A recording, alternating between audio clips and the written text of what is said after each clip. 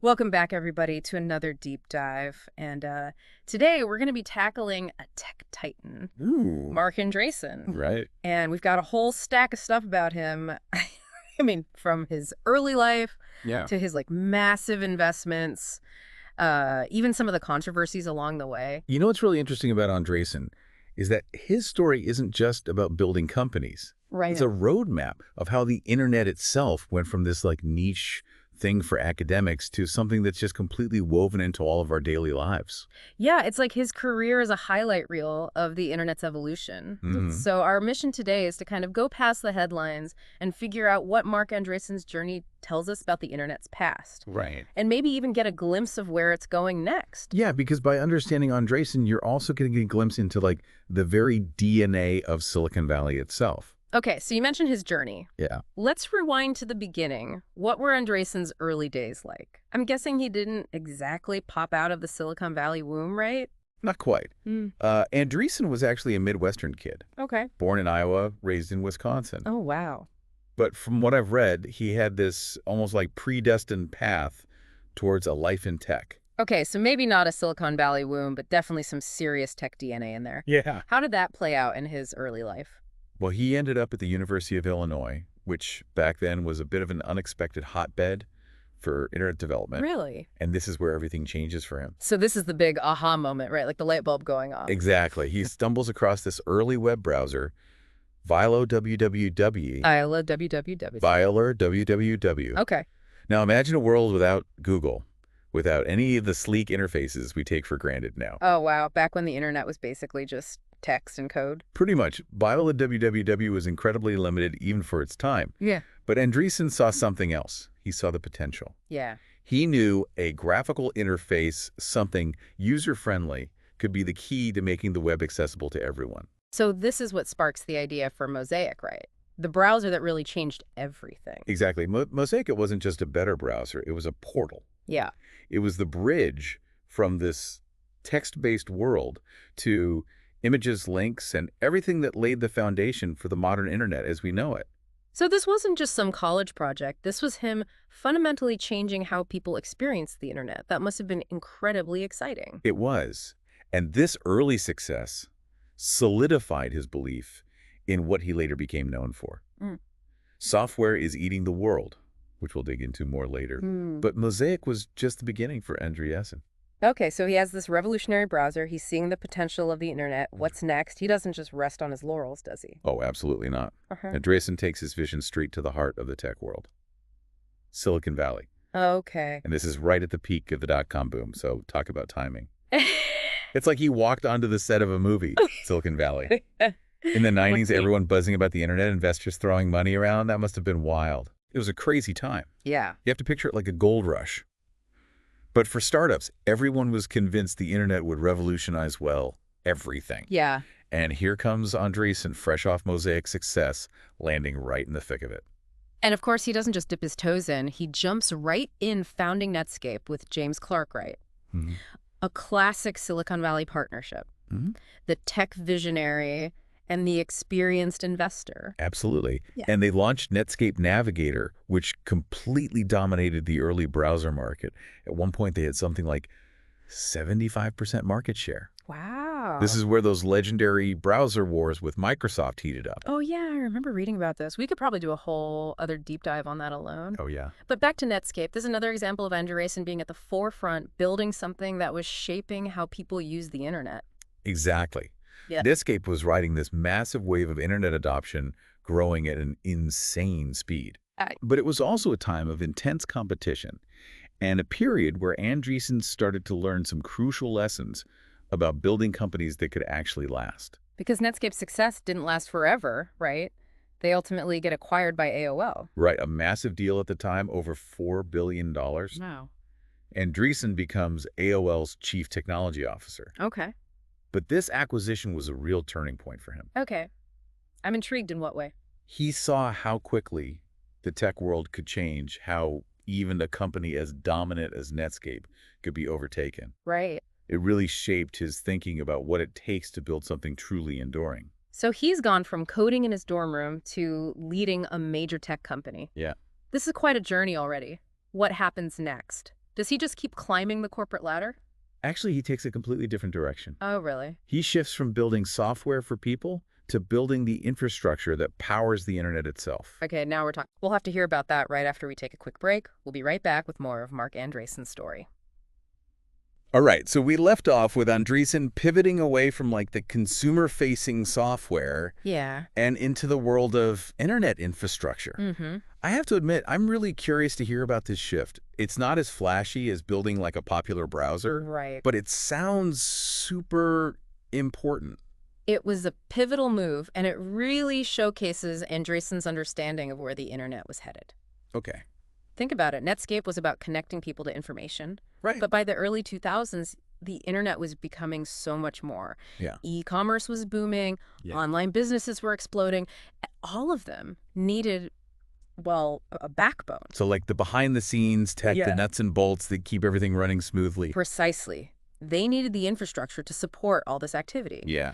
And that's where Andreessen's next venture, Opsware, comes in. He co-founded it with Ben Horowitz, who you'll hear more about later when we get to Andreessen Horowitz. Hold on. Opsware, it sounds familiar. Yeah. But refresh my memory. What exactly did they do? Opsware provided the software and services that helped other internet companies manage their infrastructure, their servers, their data centers, all the complicated tech that most people never even think about. So kind of like the picks and shovels during a gold rush. Mm-hmm. Everyone's focused on finding the gold, but someone has to provide the tools to get it. Perfect analogy. And Opsware was important for another reason. It was an early example of what we now call software as a service, or SaaS. Okay, I've definitely heard of SaaS. It's everywhere these days. But back then, that must have been a pretty new concept, right? Absolutely. Kind of revolutionary. It was a huge shift in how businesses thought about software. Okay. And it paved the way for the SaaS model we see dominating the tech industry today, with companies like Salesforce, Zoom, even Adobe Creative Cloud, all using this approach. Wow, talk about being ahead of the curve. So what eventually happened to Opsware? Did they go public or? Another successful exit for Andreessen Hewlett-Packard acquired them for a whopping $1.6 billion in 2007. Whoa. So at this point, he's co-founded two companies that completely changed the internet landscape, both acquired for billions. You're telling me he could have easily retired to a beach somewhere and never worked another day in his life? He definitely could have. But remember, this is Andreessen we're talking about. Yeah. To drive that ambition to be at the forefront of tech, it doesn't go away. So what's next? He doesn't slow down, does he? Not even a little. He actually takes a slight detour into the world of social networking with a company called Ning back in 2004. Ning. Yeah, it was a platform that let people create their own social networks. Social networking in 2004, was this his attempt to build the next Facebook? Was Facebook even around back then? Actually, Ning predates Facebook's huge popularity. Oh, wow. This was before social media became the behemoth it is today. Right. Andreessen was clearly fascinated by how people were connecting online, and Ning was his way of exploring that space. So more of an experiment than a full-blown attempt to take over social media. That's a good way to put it. Yeah. Ning did eventually get acquired, but it never reached the same level of success as Netscape or Opsware. Yeah. But that's okay, because Andreessen was already setting his sights on something even bigger. Okay, now we're getting to the part I've been waiting for. Yeah. The Andreessen Horowitz era. One of the most influential venture capital firms in Silicon Valley. For sure. But how did he go from building companies to investing in them? It seems like a pretty big leap. It's actually a pretty natural progression between 2005 and 2009. Yeah. He and Ben Horowitz, his co-founder from Opsware, started making these angel investments. Okay. They were putting their own money into promising startups like Twitter Quick and others. So they were like these super angels, these tech veterans with a knack for spotting winners early on. Exactly. And through this process, they started to notice something was missing in the traditional venture capital world. Oh, great. Many venture capitalists were great at providing money, but they lacked the operational experience to actually help these startups grow and succeed. Okay. I'm starting to see where this is going. Yeah. They saw a gap in the market and they decided to fill it. You got it. They launched Andreessen Horowitz in 2009 with this unique approach. Yeah. They weren't just investors, they were partners, offering their expertise, their network, their deep understanding of how to build successful tech companies. And I'm guessing this approach was pretty appealing to startups. Definitely. Andreessen Horowitz quickly became known for making some incredibly savvy bets, investing in companies like Facebook, Twitter, Airbnb. mean, these were companies that went on to define entire industries. Well, were those investments guaranteed successes back then, or were they taking calculated risks? I'm sure there were plenty of other investors who missed out on those opportunities. Well, there's always an element of risk in venture capital. Right. But Andreessen Horowitz had this almost uncanny ability to spot potential to see the bigger picture. They were looking for companies that could fundamentally change how we live and work, not just incremental improvements. And they weren't afraid to challenge the traditional venture capital model, right? I've heard that Andreessen Horowitz does things a bit differently. They definitely shook things up. Mm-hmm. They built this incredible platform to support their portfolio companies, offering everything from help with recruiting top talent to marketing support to, of course, access to their massive network of contacts. It's like they created a built-in startup accelerator within their venture capital firm. Exactly. They understood that building a successful tech company wasn't just about having a brilliant idea. It was about execution, about navigating the complexities of the market. No. And they were committed to helping their companies succeed every step of the way. Okay, but we're missing a pretty big piece of the puzzle here. Yeah. What about a16z crypto? It seems like this whole crypto thing has become a major focus for Andreessen. You're absolutely right. And it's a perfect example of Andreessen always looking for the next big wave, the next frontier in technology. He's been a vocal advocate for cryptocurrencies and blockchain technology for years. So is a16z crypto just a separate fund within Andreessen Horowitz that focuses specifically on blockchain investments? You nailed it. It's led by Chris Dixon, a general partner at the firm. And they've poured billions into companies working on everything from decentralized finance or DeFi to NFTs, which are... Okay, hold on a second. NFTs, crypto, Web3. Sometimes I feel like I need a separate deep dive just to understand what these things even are. It could definitely feel like drinking from a fire hose. Right. But that's where Andreessen Horowitz's commitment to education comes in. Okay. They have a fantastic YouTube channel and podcast where they break down these complex concepts in a really accessible way. So they're not just throwing money at crypto, they're actually trying to help people understand it. That's pretty cool, actually. It goes back to their core belief that knowledge is power. They want to empower people to understand these technologies and their potential impact, even if they don't end up investing in them. All right, so we've covered a lot of ground here, from Mosaic to Netscape Opsware to Andreessen Horowitz, now even diving into the world of crypto. But I think there's another side to Andreessen we need to talk about, right? You're talking about the controversies, aren't you? I am, because no deep dive into Andreessen would be complete without addressing some of the, let's say, more divisive moments in his career. That's fair. He's definitely not afraid to voice his opinions, even when they're unpopular. Well, I'm ready to hear about it. Yeah. All right, we're back and ready to dive into some of the controversies that have surrounded Marc Andreessen over the years. I'm guessing these aren't just your typical tech world disagreements. You're right. Some of these go beyond just business and into the realm of social and political issues, which can get pretty heated. Well, let's start with one that really made headlines, the whole net neutrality debate in India. That was a pretty big deal. It was back in 2016. Facebook was pushing this program called Free Basics, which essentially offered a limited version of the internet for free in India.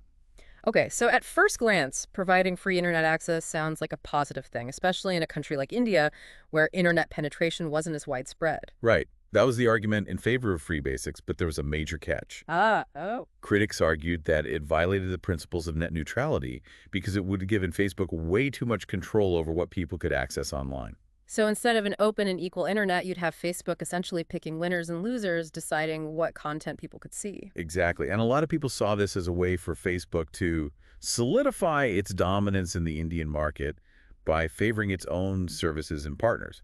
India ultimately ended up banning Free Basics. And Andreessen's response on Twitter was, well, it sparked a lot of controversy. Yeah, I remember hearing about this. Yeah. He basically compared the backlash against Free Basics to colonialism, which is a pretty loaded statement. It was a very provocative comparison and one that drew a lot of criticism. He ended up deleting the tweet and apologizing, but the damage was done. It really hurt his reputation, particularly in India. It's a good reminder that even the brightest minds in tech can sometimes make statements that are, let's just say, insensitive and out of touch. It also highlighted how intertwined technology is with social and political issues. Net neutrality is a complex topic, and Andreessen's perspective, though controversial, showed how much debate there is around how to balance access to information with concerns about corporate control over the internet.